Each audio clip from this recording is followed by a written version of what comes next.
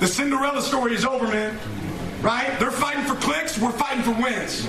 So we have to talk about this Oregon versus Colorado game. Both teams ranked coming into this game 3-0. And Colorado, the most talked about team in sports right now, let alone college football. I mean, everywhere you turn, the media is talking about him. Coach Prime, one of the most polarizing figures in sports. Either folks love him or folks can't stand him. A big-time Pac-12 matchup, 2 Heisman Trophy candidates playing in one game in Shedeur Sanders and Bo Nix. No Travis Hunter, as we know the Colorado two-way stars recovering from injury, and fans wanted to see how Colorado would play against Oregon, their toughest matchup at this point in the season. Oregon was a 21-point favorite. And yeah, this game was total domination by Oregon. It was pretty much wrapped up at halftime, 35-zip. We know about Colorado's struggle on defense. They just couldn't stop anything that Oregon was doing. A lot of missed tackles. Bo Nix did his thing. Wide receiver Troy Franklin, over 100 receiving yards, 2 tuds. Whittington, James, Irvin all did their thing on the ground. And on defense for Oregon, cornerback Kyrie Jackson had a terrific game. Colorado was just outmatched in the trenches on both sides of the ball. Shedeur really didn't have time in the pocket. Even though it was a blowout, a couple silver linings for Colorado. Cornerback Omarion Cooper Jr. made a couple plays on the ball. Jaquez Robinson, we saw him get the pick in the second quarter. Then Javon Antonio, the 6'4", 225 wide receiver, he had a couple catches. He's going to be utilized more as the season goes on. But yeah, tough one for Colorado. They were just outmatched by Oregon. And Oregon head coach Dan Lanning may have rubbed some folks the wrong way with his pregame speech and his halftime interview, and multiple times going forward on 4th down despite being up big. I really don't think it's that much to look into. If that's how he chose to motivate his team, so be it. And in regards to him choosing to go forward on 4th down, I know folks have different codes when it comes to the game, but at the end of the day, you still have to stop it. And in regards to the thumbnail, I still think he's a great young player, but even with Travis Hunter, Colorado still loses to Oregon. I'm a fan of Coach Prime. I like what he's done with Colorado in such a short time, and this loss is no need for overreaction. Usually by year 3 is when coaches really have their team, and who knows, by year 2 we may see the problems fixed on this Colorado squad that teams have already exposed. I wouldn't put it past Coach Prime. But next week gets no easier. Colorado faces off against the reigning Heisman Trophy winner Caleb Williams and USC. Like many of you, I'll be watching that one as well.